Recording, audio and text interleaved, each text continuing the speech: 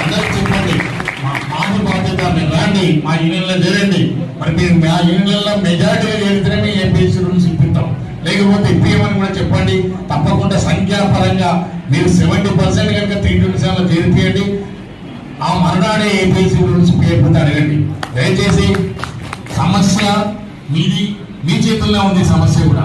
మీరు కనుక సంఘాన్ని బలోపేతం చేస్తే డెఫినెట్ ఏపీఎస్సీ రూల్స్ ఇప్పించే బాధ్యత తప్పకుండా ఈ ఐఎన్టీసీ పెద్దలు సంజయ్ రెడ్డి గారి సమక్షంలో తప్పకుండా మీకు ఏపీఎస్సీ రూల్స్ అనౌన్స్ చేయించే బాధ్యత 327 ఉంది.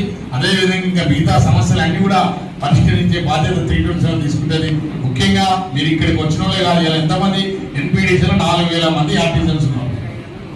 మనం ఇక్కడికి వచ్చిన తర్వాత 400 మంది కూడా లేవు. అంటే మనం వచ్చినలో ఏదో ఇంపార్టెంట్ ఇంట్రెస్ట్ ఉన్న వాళ్ళు మాత్రమే వచ్చారు. మిగతా వాళ్ళంతా మన పరిస్థితి ఏంటనేది మీరు వేరీ చేసుకోవాలి.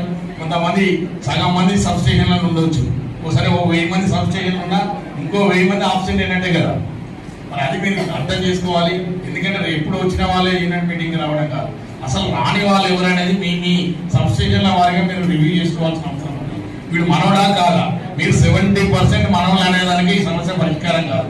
70% 327 వాళ్ళు అన్నారనుకో డెఫినెట్ మీ ఏపీఎస్సీ రూల్స్ మీ చేతిలో వచ్చుకుంటాయి. అది గుర్తుపెట్టుకోండి.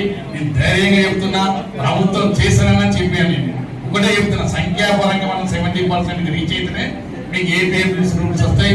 లేకపోతే 80% సూర్యుడు కూర్చున్నా కానీ అవి వచ్చే పరిస్థితి లేదు. అది గుర్తుపెట్టుకోండి. నేను ఇంత ధైర్యంగా ఎందుకు చెప్తున్నా అంటే మీరు సంఘాన్ని బలోపేతం చేయండి, మీ సమస్యను పరిష్కరించే బాధ్యత నాది. ఇంత ధైర్యంగా చెప్పే ట్రేడ్ యూనియన్ నాయకుడు ఎవరు దొరకడు మీకు.